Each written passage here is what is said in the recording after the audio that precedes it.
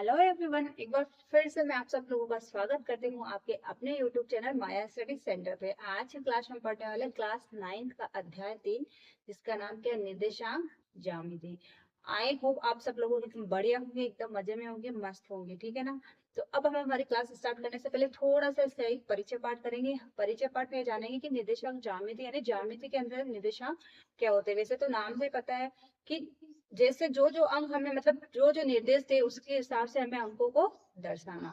तो सबसे पहले हम ये जानते हैं कि इसके परिचय पाठ में हम ये सीखेंगे कि अंकों को दर्शाया कैसे जाता है। तो वैसे तो इतना बड़ा भी नहीं है प्रश्नावली, 3.1 इतना बड़ा नहीं है, तो छोटा सा इसका इंट्रोडक्शन पार्ट और छोटा सा इसका प्रश्नावली है, ठीक है। तो सबसे पहले हम इसका इंट्रोडक्शन पार्ट शुरू करते हैं।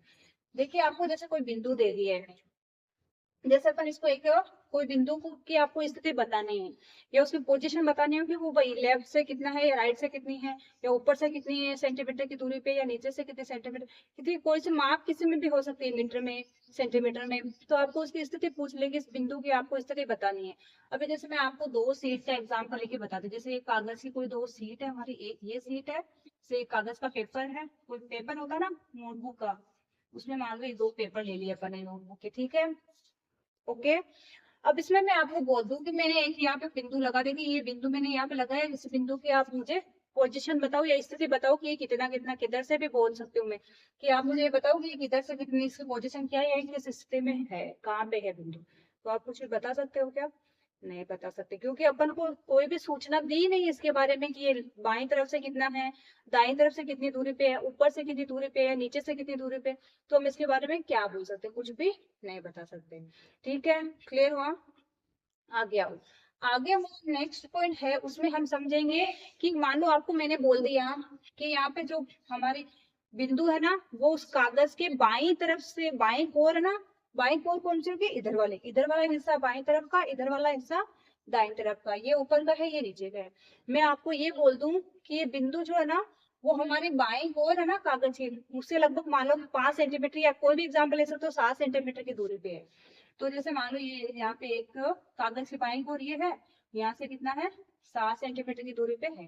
तो यहाँ पे हम क्या कर लेंगे, ये एक बिंदु है, ये यहाँ से यहाँ तक कितना है, 7 सेंटीमीटर की दूरी पे, ओके। अब आपको ऐसे पूछे कि बताओ कि बिंदु की स्थिति क्या है, तो आप फिर भी इसके बारे में कुछ बोल सकते हो क्या? हाँ, ये बाईं तरफ से तो बाईं कोर है इसकी कागज से तो 7 सेंटीमीटर की दूरी पे है, लेकिन इसकी स्थिति क्या है, कौन सी पोजीशन पे है।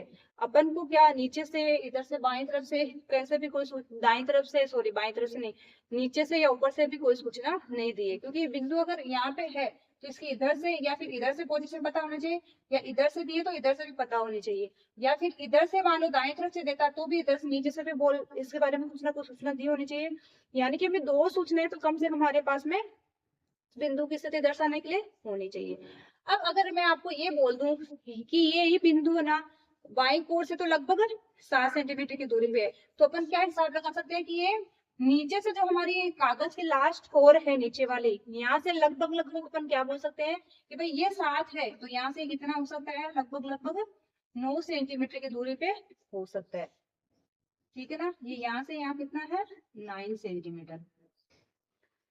क्लियर हुआ? अब ये तो हमारा कागज का सीट था, तो अपन के पास में पूरा उसका पता था कि भाई ये कागज की सीट इतनी लंबी है, कागज की सीट यहाँ से लेके यहाँ तक है, तो अपन इसका अंदाजा लगा लिए कि यहाँ से ये यहाँ से यहाँ तक हमें दे दिया, तो नीचे से फिर कितना बचेगा। तो इस बिंदु की पोजीशन क्या हो जाएगी, बाईं ओर से तो 7 सेंटीमीटर, और नीचे से ऊपर तक कितना है, 9 सेंटीमीटर।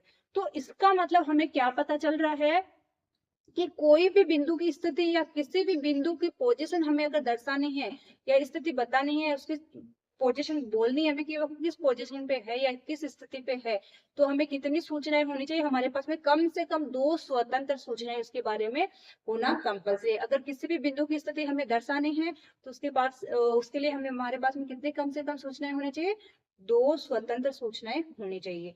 मान लो अगर मैंने आपको ये बोल दिया कि यहाँ पे कोई चीज रखी हुई है, ठीक है ना, कुछ भी हो सकता है ये चीज। अगर मैं आपको बोल दूं कि ये बाईं तरफ से कितनी है, या मैं ऐसे बोल दूं ये दाईं, ये यहाँ पे कोई भी गमला रखा हुआ है, चलो मैं आपको ये बोल दूं कि ये दाईं तरफ से 9 सेंटीमीटर की दूरी पे है, ठीक है। और यही गमला नीचे से, नीचे मान लो कोई जमीन है यहाँ पे, ऐसे से, जैसे जमीन से इसके गमले की दूरी कितनी बोल दूं कि 15 सेंटीमीटर की दूरी पे है, तो अपन बता सकते हैं कि भाई गमला कहाँ पे रखा हुआ है, यहाँ पे रखा हुआ है। तो कहने का मतलब क्या है, हमें किसी भी बिंदु की स्थिति दर्शाने के लिए हमारे पास में कम से कम कितनी सूचनाएं होना आवश्यक है, 2 स्वतंत्र सूचनाएं होना आवश्यक है। ओके, क्लियर हुआ? कॉन्सेप्ट को समझ लिया है कि किसी बिंदु की स्थिति का निर्धारण करने के लिए हमारे पास 2 स्वतंत्र सूचनाएं होना आवश्यक है। तो हम इससे रिलेटेड 2-3 और कुछ कॉन्सेप्ट वो भी क्लियर कर लेते हैं। जैसे हमारे पास में क्या निष्कर्ष निकल के आ रहा है, एक तल पर रखी हुई किसी वस्तु की स्थिति 2 लंब रेखाओं की सहायता से बताई जा सकती है। कहने का मतलब क्या, मान लो कोई भी एक तल है, उसके ऊपर कोई भी एक वस्तु रखी हुई है, अभी मैंने इस गमले का ही आपको एग्जांपल लिया, तो उस तल पे अगर कोई वस्तु रखी हुई है तो उस वस्तु की देखो क्या स्थिति जब बताएंगे, तो हमारे पास में कितनी लंब रेखाएं होना आवश्यक है, 2 लंब रेखाएं। मान लो कि हमने यहाँ पे कोई दूसरा एग्जाम्पल लेते हैं, यहाँ पे कोई भी चीज रखी हुई है, ठीक है ना, इसकी अगर स्थिति बतानी है तो हम क्या करेंगे, यहाँ से इसकी दूरी और यहाँ से इसकी, तो इसका मतलब कितनी लंब रेखाएं होगी, ये भी 90 डिग्री पे, ये भी 90 डिग्री पे, इसका मतलब कितनी लंब रेखाओं की आवश्यकता है, 2 लंब रेखाओं की आवश्यकता पड़ती है। यही बात इसमें बोलिए कि एक तल पर रखी हुई किसी वस्तु की स्थिति 2 लंब रेखाओं की सहायता से बताई जा सकती है। अगर हमारे पास में 2 लंब रेखाएं हैं तो हम आसानी से उसकी स्थिति बता सकते हैं। जैसे मान लो ये वस्तु यहाँ पे रखी है, इसकी बाईं ओर से दूरी ये है, नीचे से ये इतना दूरी पे 2 लंब रेखाएं हमारे पास में आ गई, तो हम इसकी स्थिति आसानी से बता सकते हैं कि ये इस स्थान पे है। ठीक है, नेक्स्ट पॉइंट क्या है, यदि वस्तु एक बिंदु है, अगर मान लो ये कोई वस्तु नहीं दी, हमें एक बिंदु ही दिया गया हो कि आपको यहाँ पे एक बिंदु है, इसका स्थिति बताना है, तो क्या होगा देखो, तो हमें सबसे नीचे वाली रेखा से और कागज के बाईं ओर से बिंदु की दूरी ज्ञात होना आवश्यक है। मान लो एक कागज के ऊपर आपको कोई बिंदु पूछ ले, अब अपन डॉट लगाते, बिंदु का मतलब क्या, डॉट लगाएंगे पेंसिल से या किसी से भी कलर से। अगर आप मान लो कागज के सेट पे ये बिंदु लगा देते हो, ये वाला एग्जाम्पल अपन लेते हैं, इसमें बिंदु लगाए, अब इस बिंदु के आपके पास में क्या होना चाहिए, इधर बाईं ओर से इसकी जो कोर है, बाईं कोर ये वाली है, बाईं कोर से इसकी दूरी, और एक क्या होनी चाहिए इसकी, जो इसका कोर है नीचे का कागज की बाईं कोर से दूरी हमें सबसे नीचे वाली रेखा से, ये सबसे नीचे वाली रेखा ये, और इसकी बाईं कोर से दूरी दोनों क्या होनी चाहिए, पता होनी चाहिए। ठीक है, तो इसकी सहायता से हम उसकी दूरी ज्ञात कर सकते हैं। क्लियर हुआ? नेक्स्ट देखो क्या है, एक तल के एक बिंदु की स्थिति का निर्धारण करने में प्रयुक्त पद्धति को कार्तीय पद्धति कहा जाता है। ये जो हम पद्धति यूज कर रहे हैं कि बिंदु की स्थिति निर्धारण करने के लिए हमारे पास में 2 स्वतंत्र सूचनाएं होना आवश्यक है। कागज पे अगर किसी बिंदु की स्थिति निर्धारण कर रहे हैं तो बाईं ओर से उसकी पोजीशन कितनी है वो, और कागज के नीचे वाली सबसे नीचे वाली रेखा उससे उसकी दूरी कितनी है वो, 2 हमें बातें पता होनी चाहिए। तो ये सब जो बातें है ना, तल की एक बिंदु की स्थिति का निर्धारण करने वाली जो पद्धति हम यूज करते हैं वो सब क्या होती है, कार्तीय पद्धति कहलाती है। और ये जो है कार्तीय पद्धति का सिद्धांत जो दिया था वो किसने दिया था, रेन दकार्ते नाम के एक फ्रांसीसी थे, उन्होंने ये दिया था, जो क्या था, दार्शनिक भी थे और गणितज्ञ भी थे। तो गणितज्ञ थे, उन्होंने ये पद्धति बताई थी कि भाई ऐसे बिंदु की स्थिति ऐसे निर्धारित अपन कर सकते। तो उन्हीं के सम्मान में इसको क्या बोला जाता है, बिंदु की स्थिति का निर्धारण करने वाली जो पद्धति है ना, इसको क्या बोलते हैं, कार्तीय पद्धति भी बोला जाता है। ठीक है, सबको क्लियर हुआ? अब हम करते हैं हमारे प्रश्नावली के क्वेश्चन स्टार्ट। हमारा पहला क्वेश्चन बड़ा ही इंटरेस्टिंग है, क्योंकि हम जिस मेज पे पढ़ते हैं, यानी हमारी जो पढ़ने की टेबल होती है उसके ऊपर आपको एक लैंप रखना है, उसकी उस लैंप की क्या बतानी है, आपको स्थिति बतानी है कि वो कहाँ पे रखा हुआ, ठीक है ना।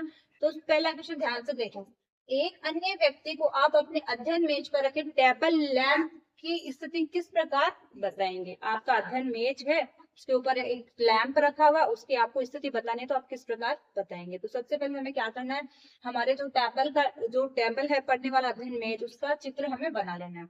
उसके ऊपर हमें मान लो हमने यहाँ पे एक लैंप रख दिया बीच में, यहाँ पे बीच में नहीं बोल रही मैं, यहाँ पे थोड़ा सा ऊपर से नीचे से इस साइड में, मानो आप कैसे भी रख सकते हो। आपके अध्ययन मेज अगर आप इस प्रकार से रखे हो तो आप इधर से यहाँ पे रखोगे तो इधर से दूरी मापनी पड़ेगी। मान लो ये आपका मेज इस प्रकार से रखा हुआ है, ठीक है ना, इस पे आपने क्या कर दिया, इसकी जो आपका अध्ययन मेज है उसके आप क्या लेंगे, 2 लंब कोर लेंगे, ठीक है ना। ये जो हमारी मेज है ना, इसकी कोई भी 2 लंब, क्योंकि इसके सारे क्या होते हैं, 90 डिग्री के होते हैं। जो हमारी मेज होती है ना, उसको वो आयताकार होती है, देखना उसके चारों कोर क्या होंगे, लंब रेखाएं होती है, यानी कि 90 डिग्री की कोण बनाती है। तो कोई भी 2 कोर ले लीजिए। जैसे ये हमारा मेज लैंप है, इसका एक और हमने क्या करा, बड़ा वाला कोर ये, एक छोटा वाला कोर। आप इधर से भी 2 ले सकते हो, इधर से एक ये इधर वाला हो जाएगा, कोई से भी 2 लंब कोर ले लेंगे, ठीक है ना। अब क्या करेंगे, बड़े वाले कोर से लैंप का जो पोजीशन है ना, स्थिति वो मापेंगे। बड़ा वाला कोर कौन सा मेज का, ये वाला। इससे जब अपन मेज लैंप की स्थिति मापेंगे तो देखो यहाँ से यहाँ तक इसका अपन को माप कोई भी नहीं दिया, अपन कुछ भी मान सकते हैं इसको भाई 5 सेंटीमीटर या 10 सेंटीमीटर या 20 सेंटीमीटर या 25 सेंटीमीटर या कुछ भी मान सकते हैं। अपन को दिया तो है नहीं, अपन क्या मान सकते हैं, एक कुछ भी माप अपनी मर्जी से मान सकते हैं, ठीक है ना। तो मान लो अपन ने मान लिया कि ये इस कोर से यहाँ तक इस लैंप की जो दूरी है ना वो कितनी है, 25 सेंटीमीटर है, ठीक है। बड़े मेज की बड़ी कोर से लैंप की जो स्थिति है वो कितनी है, 25 सेंटीमीटर है, मान लिया, लिख लेंगे इसको, ठीक है। इसी प्रकार हम क्या करेंगे, मेज की छोटी वाली कोर से लैंप की स्थिति को भी मापेंगे। जब इसको मापेंगे तो ये देखो क्या होगी, छोटी वाली कोर से इसकी दूरी ज्यादा है लैंप की, बड़ी वाली को भी मैं जैसे अगर रखी हुई है उसके ऊपर आपने लैंप यहाँ रखा है तो इधर से चौड़ाई तो कम ही होती है ना, लंबा ज्यादा होता है मेज, चौड़ाई कम है, इसका मतलब यहाँ से यहाँ चौड़ी है, इस साइड से लैंप की स्थिति तो कम ही आएगी। इसी को अगर आप ऊपर से नीचे की ओर मापोगे तो जहाँ पे लैंप रखा हुआ उसकी स्थिति क्या इससे ज्यादा आएगी। तो अगर ये 25 है तो मान लो ये कितना हो जाएगा, मानेंगे हम 30 सेंटीमीटर की दूरी पे है। तो अपन ने क्या मान लिया, क्या देखा, इससे अपन को क्या पता चल रहा है कि जिस क्रम में हमने मेज रखा है उसके अनुसार उस जिस क्रम में हमने मेज के ऊपर लैंप रखा उसके अनुसार उसकी स्थिति या उसकी पोजीशन क्या हो जाएगी, अपन इसको क्या लिख सकते हैं, 30-25 या 25-30 भी क्रम क्या हो जाएगा उसका, 30-25 या 25-30 भी आप इसको लिख सकते हो। अब ये माप में ये नहीं बोलते कि यही माप होंगे फिक्स, कुछ भी आप ले सकते हो, आपकी मर्जी है, कोई सा भी माप आप 4 सेंटीमीटर मान सकते हो तो ये 5 हो जाएगा, इसको आप 5 मानोगे तो ये इससे थोड़ा बड़ा है तो ये 5 मानोगे तो ये 8 या 10 कितना भी आप कर सकते हो, ठीक है ना। अपन इसमें एजम्पशन माप ले रहे हैं, कोई भी फिक्स माप नहीं है। अगर हमें देता कि मेज के ये बड़ी कोर से इसकी दूरी इतनी है, छोटी कोर से इतनी है, तो वो फिक्स माप होता है, लेकिन अपने को दिया ही नहीं, हमें तो खुद को बताना है कि उस लैंप की स्थिति कैसे बताएंगे। अगर किसी दूसरे को हमें बताना है कि मेरा अध्ययन का मेज है ना उस पर लैंप रखा हो उसकी स्थिति कैसे बताएंगे, तो वो ही हमें बतानी है। तो इसको चलो अपन आंसर के रूप में लिख लेते हैं। अपन ने समझ लिया है कि इसकी पोजीशन अगर हमें बतानी हो, लैंप की मेज के ऊपर लैंप रखा हो उसकी पोजीशन बतानी है तो हम किस प्रकार बताएंगे। अब इसको आंसर में कैसे लिखेंगे, ठीक है।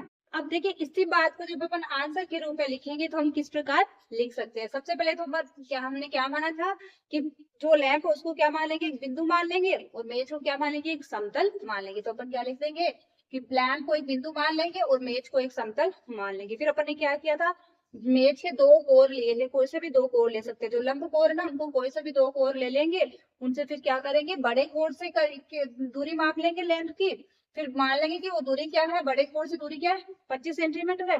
इसी प्रकार छोटे कोर से दूरी माप लेंगे, उसको क्या मान लेंगे कि वो 30 सेंटीमीटर है, ठीक है ना, वो 25 सेंटीमीटर है 30 सेंटीमीटर, ओके। फिर हम क्या करेंगे, ये दूरियां जब अपन ने लिख ली माप के, तो अब अपन क्या बोल सकते हैं कि इस लैंप की स्थिति कैसे बता सकते हैं, जिस क्रम में हमने लैंप रखा उसके अनुसार इसकी पोजीशन क्या हो जाएगी, 30-25 या 25-30 कुछ भी अपन लिख सकते हैं, ठीक है ना। और इस दूरी पे बचाना, ये अपन की बुक में आंसर 30-25 या 25-30 दिया, इसलिए हमने क्या करा है ये वाला लिया, क्योंकि बहुत सारे बच्चों को क्या रखना है, आंसर सीट में जो दिया ना वो ही मैच करना रहता है। ये वाली दूरी मैंने आपको पहले भी बोल दिया, अपन कुछ भी ले सकते हैं अपनी मर्जी से, कितना भी मान सकते हैं, क्योंकि हमें फिक्स माप नहीं दिया, हमें केवल लैंप की पोजीशन बतानी है कि उस मैच पे वो लैंप कहाँ पे रखा हुआ है, तो अपन कुछ भी मान सकते हैं, ठीक है ना। 2 सूचनाएं हमारे पास में है तो अपन कुछ भी उसकी पोजीशन बता सकते हैं, ओके। क्लियर हो सभी को। अब सेकंड वाला क्वेश्चन हम नहीं करेंगे क्योंकि वो बहुत ही बड़ा है और एग्जाम में आने वाला भी वैसा क्वेश्चन नहीं आता एग्जाम में। हाँ क्वेश्चन सारे करने चाहिए, छोड़ने नहीं, लेकिन मैं अगर वो क्वेश्चन बोर्ड पे उतारूंगी तो ही पूरा बोर्ड भर जाएगा, तो मेरे से वो क्वेश्चन करवाना यहाँ पे पॉसिबल नहीं है, ओके। तो इसी के साथ हमारी प्रश्नावली 3.1 तो कंप्लीट होती है। अब हम करते हैं प्रश्नावली 3.2। अगर आपको क्लास अच्छी लगी है तो वीडियो को लाइक कीजिए, हमारे चैनल को जरूर जरूर सब्सक्राइब कर लीजिए और अपने साथ में पढ़ने वाले फ्रेंड्स क्लासमेट के साथ भी ये क्लास शेयर कर दीजिए ताकि वो भी इसका लाभ उठा सकते हैं। अब हम मिलते हैं नेक्स्ट क्लास में, तब तक के लिए बाय।